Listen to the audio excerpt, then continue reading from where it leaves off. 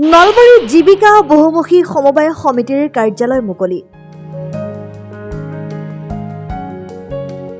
বৃহত্তৰ নলবাৰী অঞ্চলৰ কেইগৰাকীমান উদ্যোগী যুৱক-যুৱতী আৰু পুৰুষ মহিলা মিলিত হৈ আৰম্ভ কৰিছে জীৱিকা বহুমুখী সমবায় সমিতি।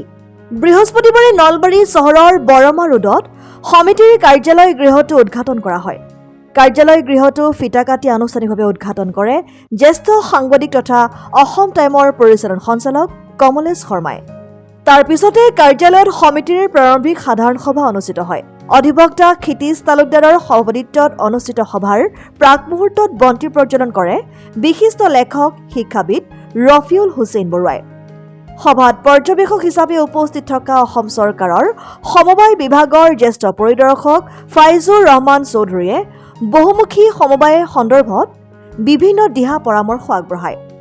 অধিবক্তা অৰ্চনা কলিতাই আঁঠৰা সভাত বিশিষ্ট শিক্ষাবিদ সমাজকৰ্মী কালিন্দ্ৰ তালুকদাৰ আৰু অধিবক্তা সীমান্ত কুমাৰ বৈশ্যই সমবায় সমিতিৰ লক্ষ্য উদ্দেশ্য আৰু কাম কাজ সম্পৰ্কে উল্লেখ কৰে।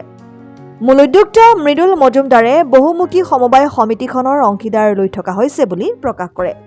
অনুষ্ঠানত সমিতিৰ অন্যতম উদ্যোক্তা অংকুৰ মজুমদাৰ, গীতুমণি ৰয়, নয়ন মজুমদাৰ আদিও উপস্থিত থাকে। জীৱিকা বহুমুখী সমবায় সমিতি নামৰ এটা নতুন অনুষ্ঠান গঢ়ি তুলিছো। খুব কম সময়ৰ ভিতৰত আমাৰ মুখ্য উদ্যোক্তা মৃদুল মজুমদাৰৰ উদ্যোগত, তেখেত মোৰ ভাতৃপ্ৰতিম, তেওঁৰ উদ্যোগত আমি খুব কম সময়ৰ ভিতৰতেই এই অনুষ্ঠানটো গঢ়ি তুলিছো।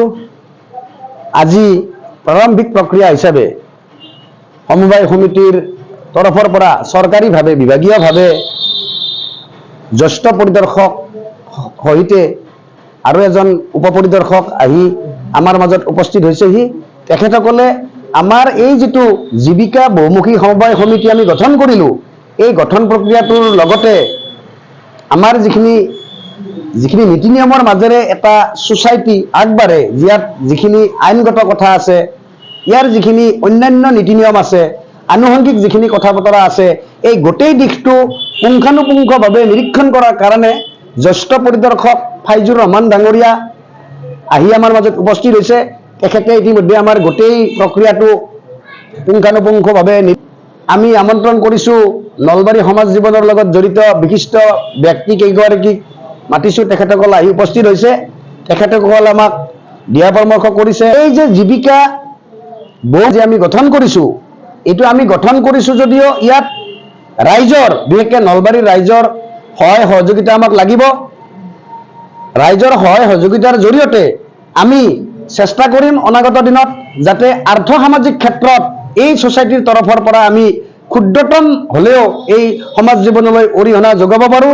তাৰ কাৰণে কিন্তু নলবাৰীবাসী ৰাইজৰ সহায় সহযোগিতা আমাক লাগিব। তেখেতসকলৰ সহায় সহযোগিতা আমি পালেহে আমি আগবাঢ়িব পাৰিম। জৰিয়তে মই নলবাৰীবাসী ৰাইজক অনুৰোধ জনাম যে যিখিনি নিবনুৱা যুৱক যুৱতী আছে বা যিসকলে এটা জীৱিকা যিবিলাক লোকে বিচাৰে, যুৱক যুৱতীয়ে বিচাৰে, তেখেতসকলক মই আহ্বান জনাইছোঁ, তেখেতসকল আগবাঢ়ি আহক, আমাৰ লগত সহায় সহযোগিতা কৰক। এই জীৱিকা বহুমুখী সমবায় সমিতি, ইয়াত টকা পইচাৰ কথাও জড়িত থাকিব। আমি পাৰ্যমানে যুৱক যুৱতীসকলক, নিবনুৱা যুৱক যুৱতীসকলক সহায় কৰাৰ চেষ্টা কৰিম। News desk report, Assam time.